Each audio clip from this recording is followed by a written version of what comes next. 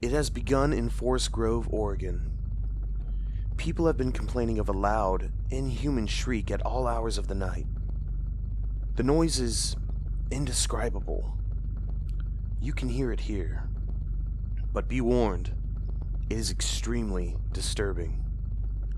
The sound enters your ear like a screwdriver and doesn't leave until long after it has stopped playing.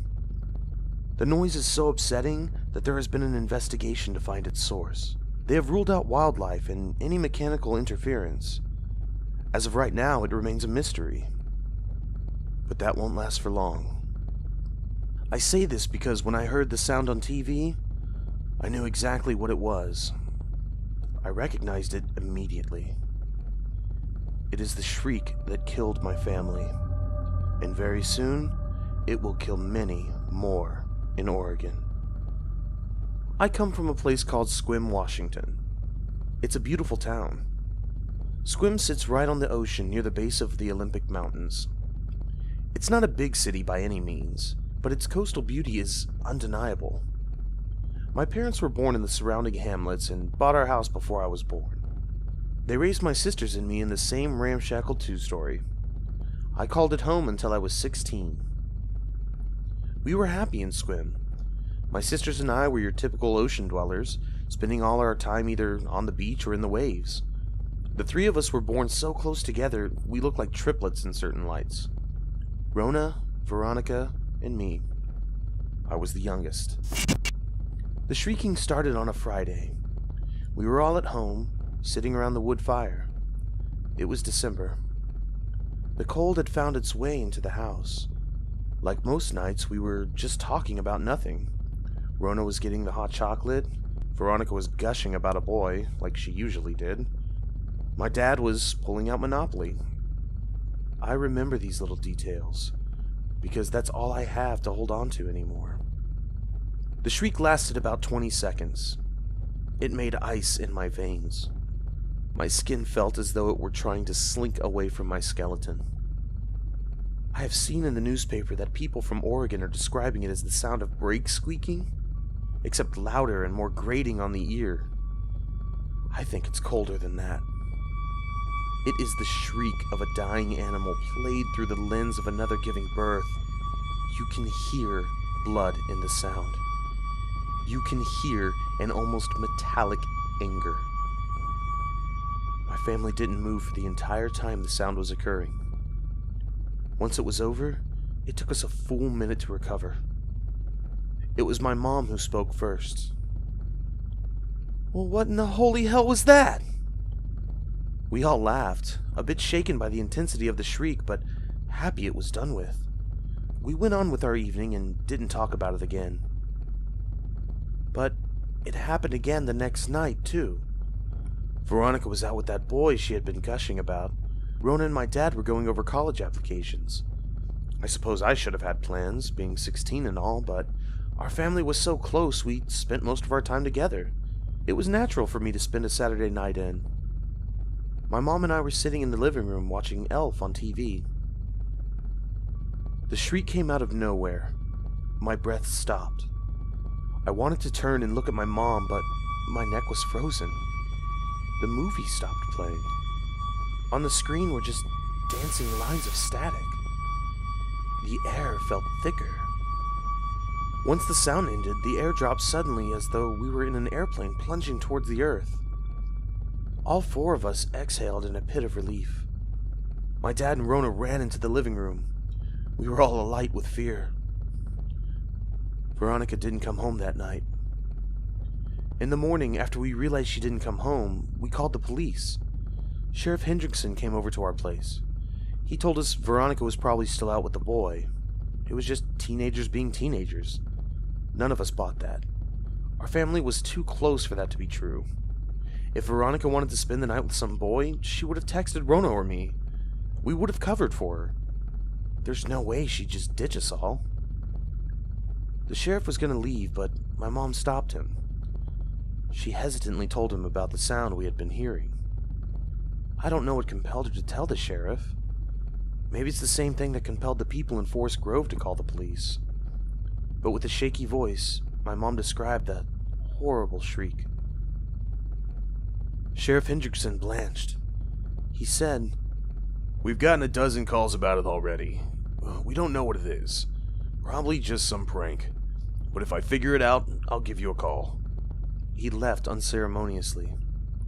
We sat in the house all day hoping Veronica would show up. Hours passed like the tide slowly rising. We tried to distract ourselves with games and movies. My mom tried to reassure us that Veronica would be home any minute, but the minute would come and go without any word from my sister. It was around 5 when Rona snapped. She got up and started pacing. We didn't ask her what was wrong. We knew. She grabbed a pillow and clutched it to her chest. "We can't just sit here and do nothing." "What are we supposed to do?" My dad wrung his hands helplessly. "Let's go look for her. She said last night they were going to hang out at Port Williams. Let's go and try to find her." Rona has always been the impulsive one. It must have come with her being the oldest. Usually I was able to calm her spontaneous nature, but that night I agreed with her. "I think we should go." I stood up. "It's better than waiting." "What if she comes home?" my dad asked. "You stay here. I'll take the girls." My mom kissed my dad on the cheek. "Call me immediately if she shows up." We left in my mom's tiny blue Kia. The beach in question was only a 10-minute drive away. We could have walked, but the sun was setting. We were silent in the car. All I could hear was my mom's heavy breathing. It felt weird driving to the beach without Veronica. She was the happiest of us sisters. She was always smiling and laughing. Boys were instantly drawn to her pretty face and bright personality. The drive felt like it took hours, but eventually we parked next to the sandy shore. This was Port Williams Beach. It was small, but beautiful. It felt almost like a second home to me, but in the fading sunlight, it looked sinister. We walked down the deserted shore looking for any signs of life. My mom called out for Veronica a couple of times, but it felt useless. The water was dead. The three of us combed the beach and found nothing. Finally, we stood together, watching the sun disappear behind the waves. My mom wrapped her arms around us. It was the last time I felt her loving touch. As soon as the last hint of light melted into the ocean, a skittering sound filled the beach. It wasn't the shriek, but it was similarly eerie. It sounded like nails tapping on a rock. Rona pulled a flashlight out of her purse and pointed it at the direction of the noise. There must have been hundreds of them. They looked like a mix between a crab and a spider. Their elongated bodies were heavily shelled in dark red armor. 8 spindly legs sprouted from their bodies.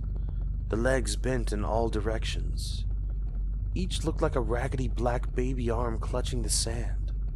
Their eyes perched almost a foot above their bodies, balancing on the stalks of putrid red. And then there were the claws. They looked like scorpion claws. They rose and fell with the tide. The scrap edges of them glinted like meat slicers. I screamed. Maybe if I had shut up, none of these things would have happened. Because the instant my voice hit the air, the creatures started running towards us on those disgusting legs. Despite their spindly stature, those legs moved incredibly fast. Rona dropped the flashlight and bolted back towards the car. My mother grabbed me and tried to push me forwards. I felt like a mountain. She kept at it until my feet found themselves again. I started running and screaming at the same time. My voice faltered as I looked behind me. My mom had fallen. She was picking herself up from the sand when the fastest creature reached her. It raised its claw and clipped my mom's Achilles tendon. She gasped and fell face first into the dirt. Blood sprayed from her ankle like a fountain. I almost turned back to grab her when I felt Rona's unyielding hand on me. "We have to run!" My mother was sobbing as the creatures swarmed her. They used their claws to cut her open. Skin and hair flew in the air like a chef chopping vegetables. I saw an eyeball roll through the tangle of tiny black legs. They reduced my mother to a warm stew of pulp. Before I knew it, Rona and I were running. Rona yelled at me, "Don't look back!" but I had already seen enough. I had to stop and vomit. My goddamn weakness was slowing us down, but Rona refused to leave me. She swept behind me and literally pushed me down the shore. I tried to run, but everything felt like it was crashing down around us. And that's when Rona slipped. She fell backwards and hit her head on a loose rock. Her eyes were still open, but she looked dazed. I was at her side, trying to drag her from the ground, but the creatures had finished with my mother and were already not even 2 feet away. A particularly fast one crawled up Rona's hair and scuttled onto her chest. She tried to bat it away, but it snipped off her fingers like cutting warm butter. I swear on my life, the creature stared at me with its bloody stalks. It looked me straight in the eyes as it cut my sister's throat. It kept its eyes on me as more of them circled Rona. I stumbled backwards.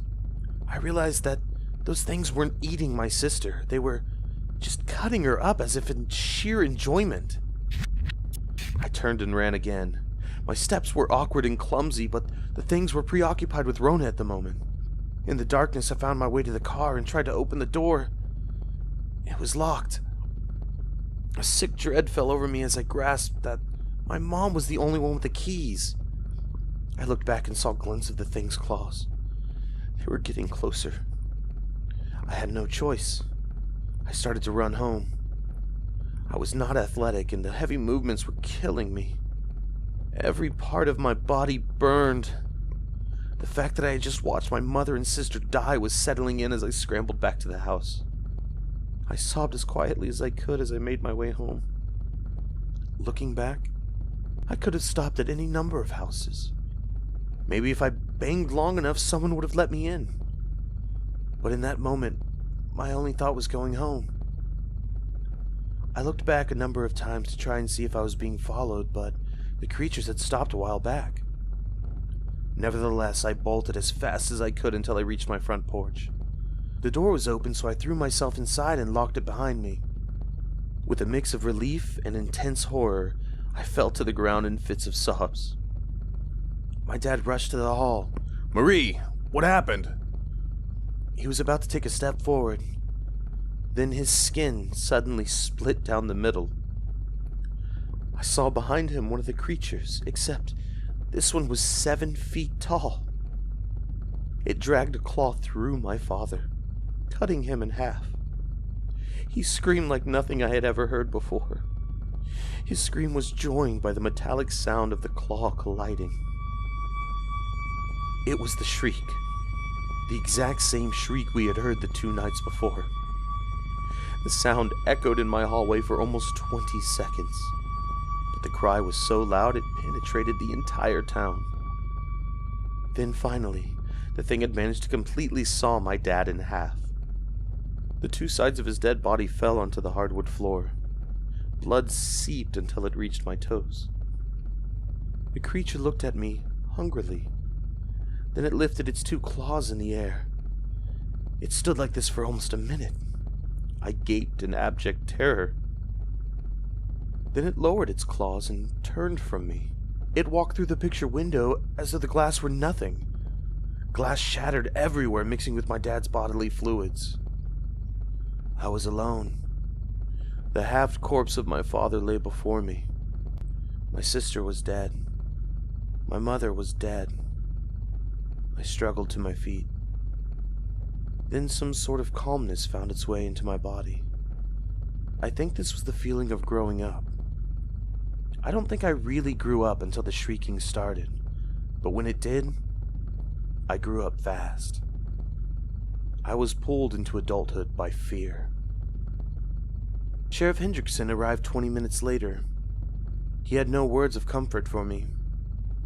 When he came in, I was sitting in the space between my dad's body. I was covered in sand and blood. I don't remember this, but he told me that when he walked in, I had raised my arms at him like a crab. This was 4 years ago. Squim heard the sound 2 more times before it ended. All in all, 11 people were killed.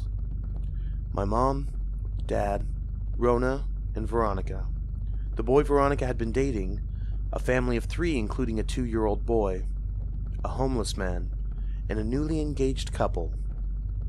There were no remains left to identify. Each person had been reduced to fleshy viscera. We only know who each were based on who disappeared in those 5 days.